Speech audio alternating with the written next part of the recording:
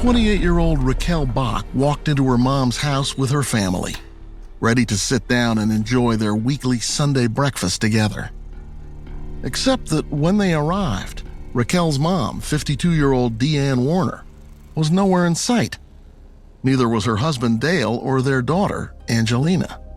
It was Sunday, April 25th, 2021. It was just after 9 a.m. On Sundays, my mom and I would always go grocery shopping. So we would usually go over there, we'd have breakfast. My boyfriend would go back to our house right around the corner from hers and work on our house. And my mom and I would take my kids and Angelina, and we'd all go grocery shopping. And this was no different. Without thinking too much about it, the doting daughter went ahead and took the reins, popping slices of bread into the toaster and cooking the family's meal. Soon enough, the sizzle of eggs in the frying pan drowned out any worry, at least for the moment. Getting together as a family, this was what they did on Sundays. It was their tradition. This time, without Dee there, something felt off. I saw her one vehicle in the garage parked, but her other vehicle was parked down at her office, which is like 100 feet away. So we kind of made breakfast and we drove to my house, and I texted her, she didn't answer. I called her, her phone went straight to voicemail, which never has happened. And there was just something in my gut that told me something was really wrong. Rikkell checked Dee's office, which is on the same property as the house. She wasn't there. And Rikkell wasn't getting any sort of response when she reached out to Dee. I didn't know what could have happened, but I knew it probably wasn't good.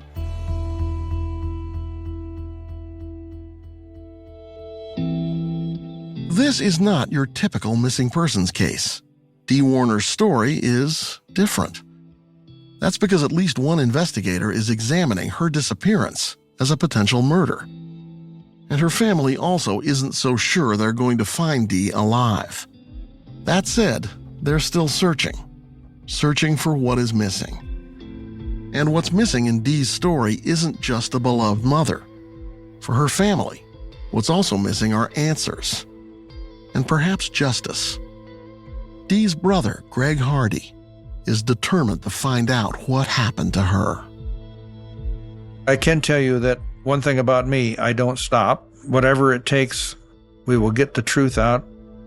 I'm Josh Mankiewicz, and this is Missing in America, a podcast from Dateline. Please listen closely to this story, because it might remind you of something you know, something you've already heard, something that could be the key to unlocking the mystery of what really happened to Dee Ann Warner.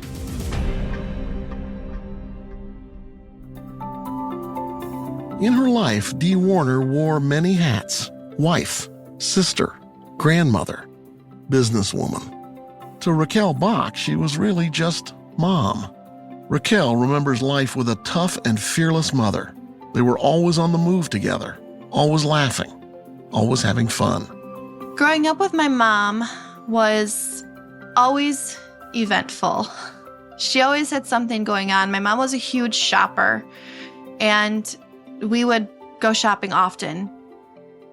Dee's family members live within just miles of each other. In fact, her family has made a rural farming community, Franklin Township in Linaway, Michigan, their home for 5 generations. With an 18-year age difference, Gregg says his little sister Dee looked up to him and may even have learned a thing or two from him, specifically on the business side of things. She wanted to be the person who could handle whatever life threw at her. I've always been a problem solver, and I'm not the person who goes to someone for support or help. I analyze it and fix it. And I believe she had that same personality, and maybe she followed some of that of mine. Maybe it's nice, not always a good trait, by the way. I'm not bragging about it. But she wouldn't have told you because maybe she would have been embarrassed, or maybe it's like admitting there's a problem I can't handle. That's exactly correct. There's no question about her personality being that way. Gregg says entrepreneurship was in her blood. In fact, he says both their aunt and their grandmother were strong businesswomen. Eventually, Dee followed in the family's footsteps and started what became her own empire in trucking and agriculture. She definitely lived in a man's world. She was a farmer's wife and a business owner of multiple businesses and a trucking company at that. Her trucking business was doing well. Perhaps that was because she didn't let anyone stand in her way. She was very, very tough. She was somebody that you didn't want on your bad side, because she would rip anybody to shreds if she needed to. As fierce as Dee could be in the business world, Rikkell says her mom was personally outgoing and loved being around people. And she says everyone loved being around Dee and her energy.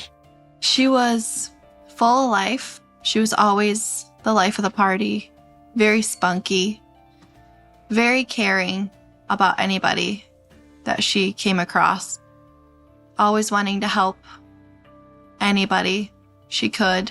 She was a great mom and an even better grandma. Dee is described as a social butterfly and hit it off with pretty much everyone she met. Truly the life of any party, whether it was a night out with friends or Taco Tuesday with family. Now that butterfly was missing, and members of her family were looking for her and calling around. That Sunday morning, Gregg's phone rang. My wife called and said, "Have you seen Dee?" I said, "Well, no." And so after my wife said that they were looking for her, I didn't think a lot of it at the time, but I then immediately called and texted her and to see, no answer. One thing about it, it wouldn't be unusual for her not to take someone's call if she were busy and didn't want to talk to them, but I don't think there's ever a time she didn't take my call. Even to say, "Hey, I'm tied up, I'll call you back." So no answer was a surprise to me. So they're looking for her and you're not really worried, but on the other hand, she doesn't get back to you. When my wife called back the second time and said they couldn't find her anywhere and that they were making a concerted effort at looking for her, she said, "Do you think we should call the police?" I said, "Absolutely." I said, "This is totally out of character for her. She's a person, if she were in any kind of difficulty, she would talk to either my wife or one of her daughters or her son, and she just did not do that. And if it were something in business that was traumatic or dramatic, she would have likely called me for some kind of advice." A few hours into her search for her mom on that cool spring morning, Rikkell says she heard from her stepfather, Dale Warner. He called me probably a couple of hours later and asked me, "Have you heard from your mom? She's not answering my phone calls." And the conversation was very short. And I asked, one of my main concerns was where Angelina was. And she was with a family member. And it was a huge red flag to me that if my mom left, she would have taken my little sister. Anytime my mom's ever left, she's always taken her. And when I was younger, she always took me. She never left us. Concerned that Dee wasn't answering his calls either, brother Gregg reached out to Dale as well. It was obviously getting clear that there was something dramatically wrong. And I then approached Dale and asked him, to quote myself, I said, "What the hell's going on here, Dale?" Gregg recalls Dale telling him that Dee left with her purse, her travel bag, her phone, and her curling iron. I said, "Okay, how did she go anywhere? The Hummer's in the driveway. Her Escalade's in the garage. My sister didn't walk anywhere. How did she go?" He said, "Well, somebody must have picked her up." And so my first response to that was, okay, who would have picked her up, right? Gregg had known Dale for a long time. He and Dee had been married 15 years. was a second marriage for both of them. They were both working at a local company in the agricultural sales business. And honestly, I wasn't aware of the situation taking place until after it took place, but it was obvious that they had developed a camaraderie when they were working at that company. She was crazy about him? She talk about him like that? General impression was not that she was crazy about him. I never saw that kind of romance in their relationship. If it was there, I didn't see it.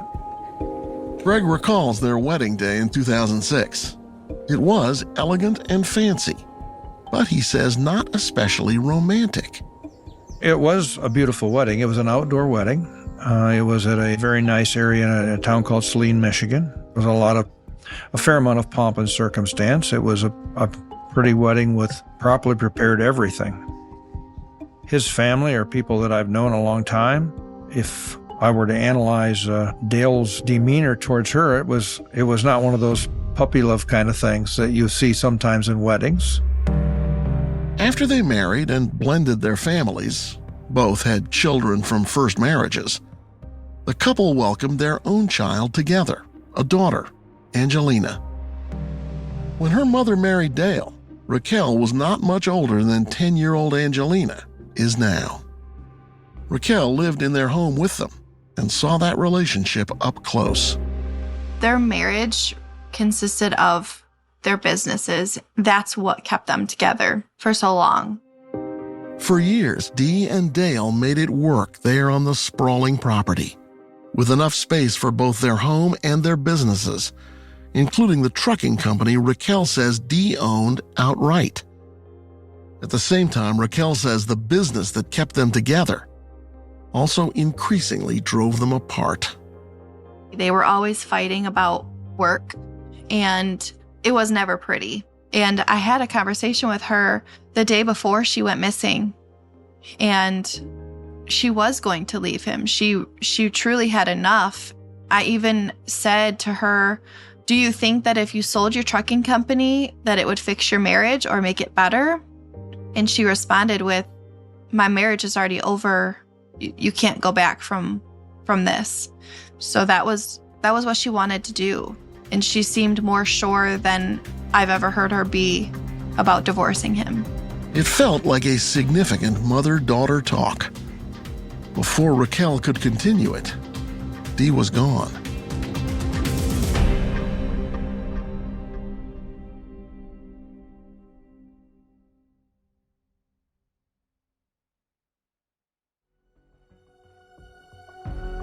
On that Sunday, as they launched their search for Dee, family members took it upon themselves to look at video from several security cameras on the property, hoping to spot some kind of clue about where she might have gone.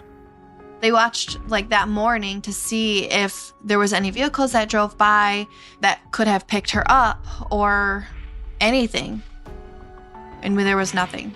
Soon after realizing that Dee had vanished and wasn't responding to calls from anyone, Rikkell and her siblings made a decision.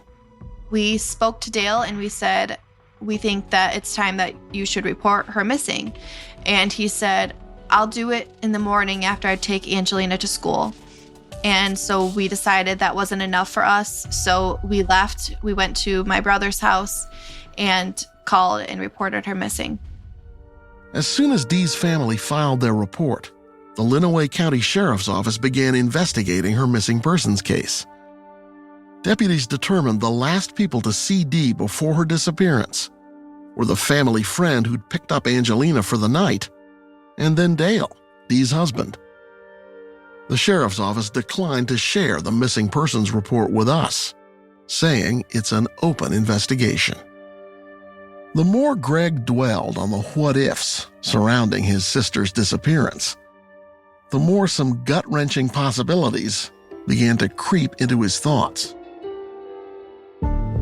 I became very concerned because I knew how distraught she was and the arguments that had taken place. I was concerned that perhaps she'd consider taking her own life. Do you still think that's possible? Oh, no, not at all. I investigated that beginning Sunday night and going into the next several days, including a land search, including talking to people who are familiar with people who do commit suicide, to understand what might have been the mannerisms or what would take place for someone to do that, where they would do that, etc. What did you think had happened? I think it had been an ongoing argument. It had been a toxic relationship for a long time. So toxic, particularly between she and her husband, got to the end of that process and had had enough and wanted to get away from that. You think she told Dale, this is the end? Yeah, I would be sure of that. She had told everybody. In fact, she had told a friend that she was going to divorce him. Billy Little is a nationally recognized defense attorney and private investigator who joined the family's fight for answers after they reached out to him. Based in Missouri, he's tried capital murder cases and is a former investigator for the U.S. Navy. He told me he has one singular goal. I genuinely want to help people. That makes me feel good about myself when I help people. And I do it for no money for a lot of reasons, but one is I'm not driven by money. And I also don't want to be tainted by that. Billy Little hit the ground investigating Dee's disappearance in March of this year. He's been pounding the pavement in Michigan and says he's interviewed at least 100 witnesses to date, including those who Dee allegedly spoke with in the days leading up to her disappearance. Little says he's confirmed that on the day before she disappeared, Dee was apparently so fed up with her marriage that she had decided to tell her husband it was over. And he says she did not keep that decision a secret. This was going to be the final straw, and so the friend said, well, so that your child doesn't have to see it, let me come and pick up the 9-year-old little girl and take her to my house so you and Dale can have this out, just the two of you. Little says Dee was so upset about having to have that conversation with Dale that she was throwing up that Saturday and crying so hard that the woman doing Dee's eyelashes had trouble affixing them to her eyelids. She told me when I interviewed her that she can't really do eyelashes when your eyes are so swollen. So she had to get her to calm down and keep her eyes closed and stop crying so she could put her eyelashes on. So during the appointment, the phone would ring and Dee would ask the girl to look and see who was calling. And Dale actually tried to call during the appointment, and Dee didn't want to answer it because she would just be getting upset again. So she was able to keep her calm enough to get the eyelashes on. They made 2 future appointments, and Dee never made those appointments, obviously. We also spoke with that woman who recalled that when she saw a call from Dale come in on Dee's phone that day, she asked Dee if she wanted to take the call. She says Dee told her, quote, "That's a big effing nope," unquote. Was it possible Dee decided to completely avoid the divorce conversation and simply leave home on her own, or have someone pick her up to get away from it all? It is certainly possible that Dee left on her own, but her family says they saw no evidence of that on the home security video. And Lenawee County Sheriff Troy Bevere, in an interview with Dateline earlier this year, said investigators had also reviewed the security footage before sending it on to the FBI. However, after his office's initial review of the video, the sheriff described it as, quote, "Nothing that jumped out at us as far as being able to definitively prove anything one way or the other," end quote. One of the first things Little did as he looked into the case was to try to learn what Dale had to say about the last time he'd seen his wife. He says Dale told family members what had gone on from that Saturday night into Sunday morning. Dale's initial story was that they had the worst fight of their life that Saturday night on the 24th of April. He later changes that story to, well, they had a fight, but it wasn't that bad.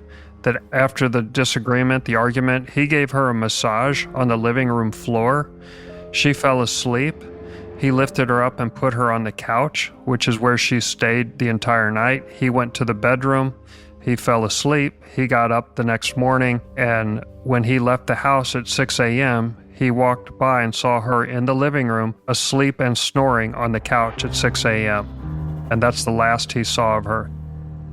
In January, Sheriff Bevere told Dateline there had been an argument involving Dee, her husband, and one or two of her employees the evening before she disappeared, and that investigators were following up on it.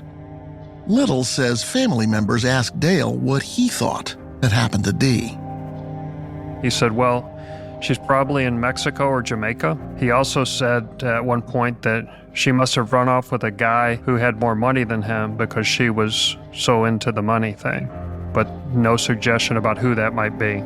He also said that she might run off with this unknown man who had more money with her and gone to Australia. No evidence that Dee ever went to Jamaica or Mexico, or Australia for that matter, because she would have had to use her passport, and she did not. Correct. So where on earth could Dee have gone? The investigation into that was about to ramp up.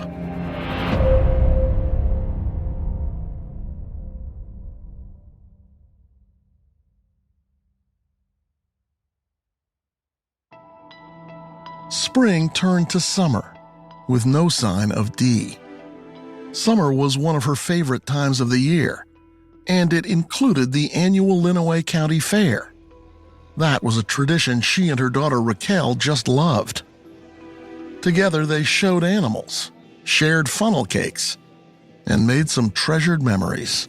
She loved the fair. She became one of the group leaders, and she loved it. And she would always beg us to come to the fair every day and come see her and hang out, and she was always a good time. And then it was fall.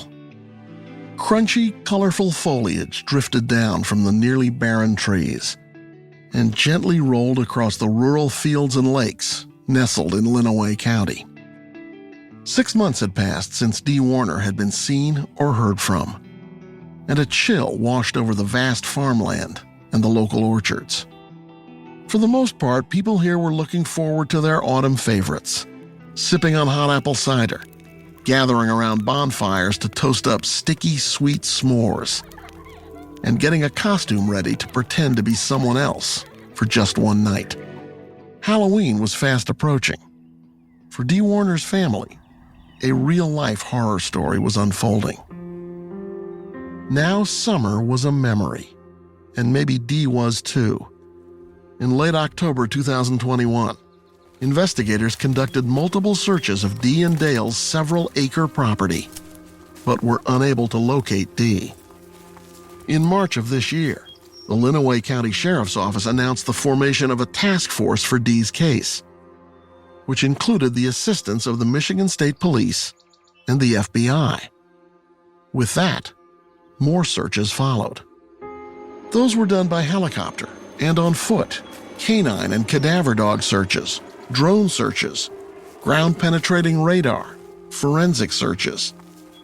And beyond the scope of the physical boots on the ground and in the air, the sheriff told Dateline that there were also searches into Dee's medical records, her finances, and her social media.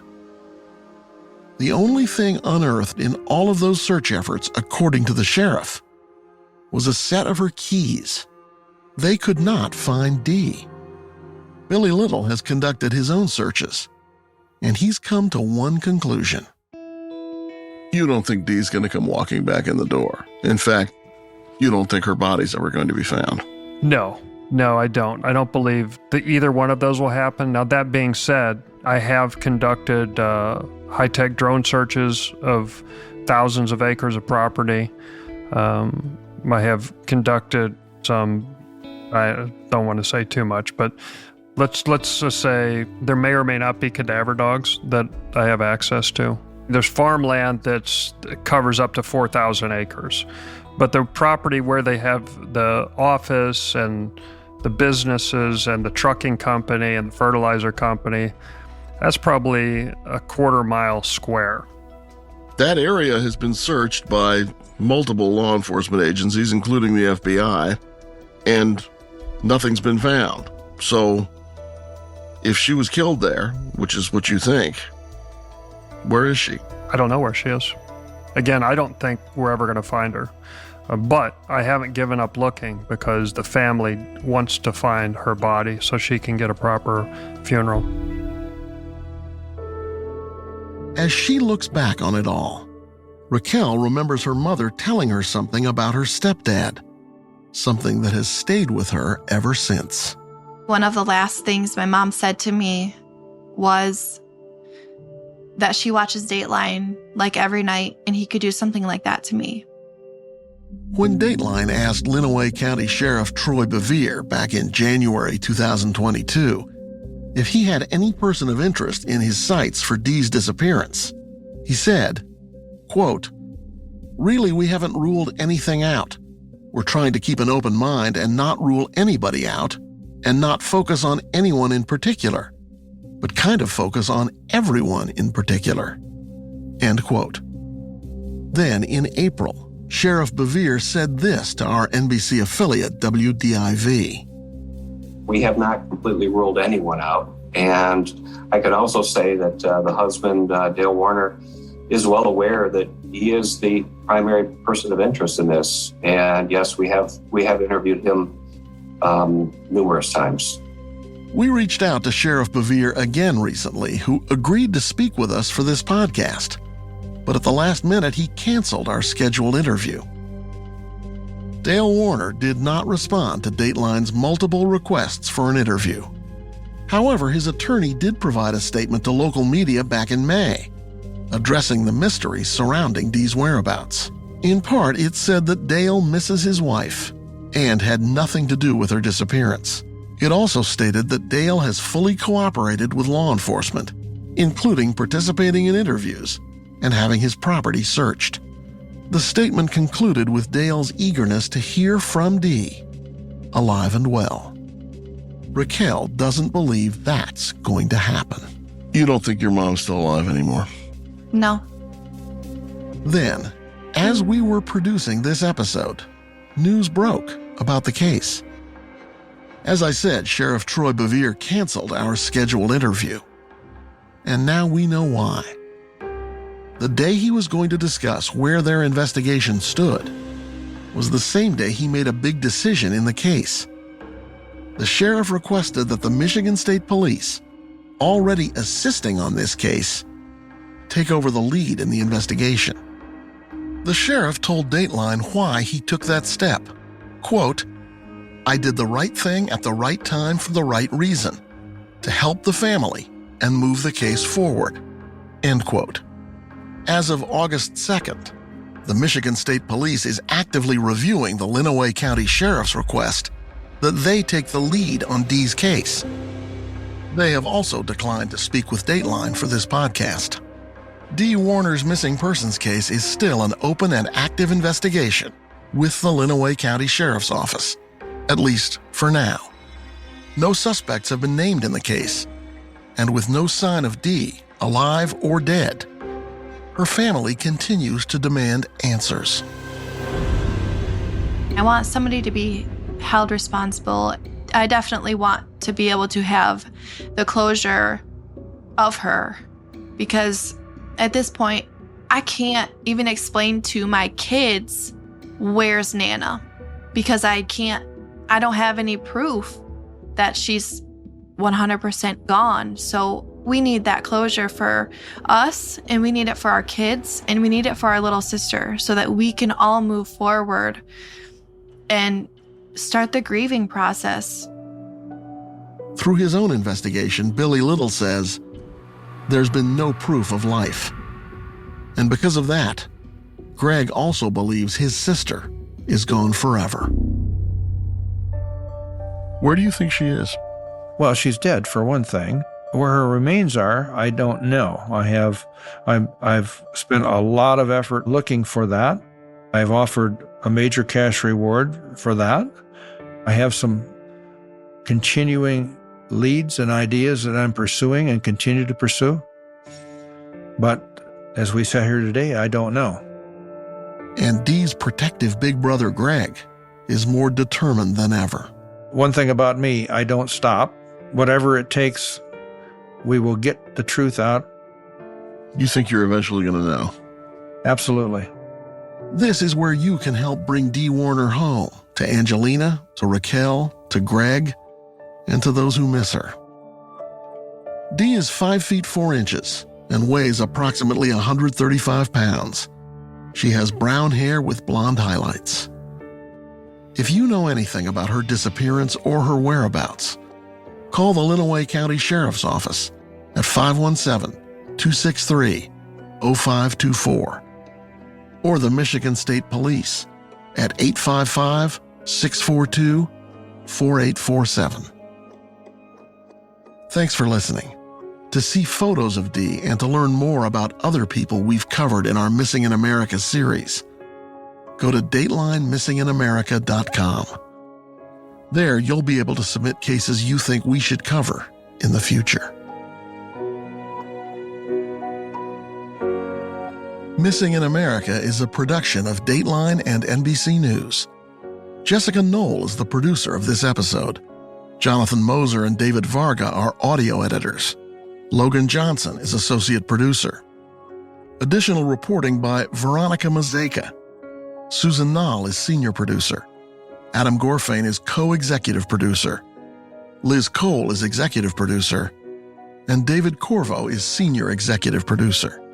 From NBC News Audio, Bryson Barnes is technical director. Sound mixing by Bob Mallory.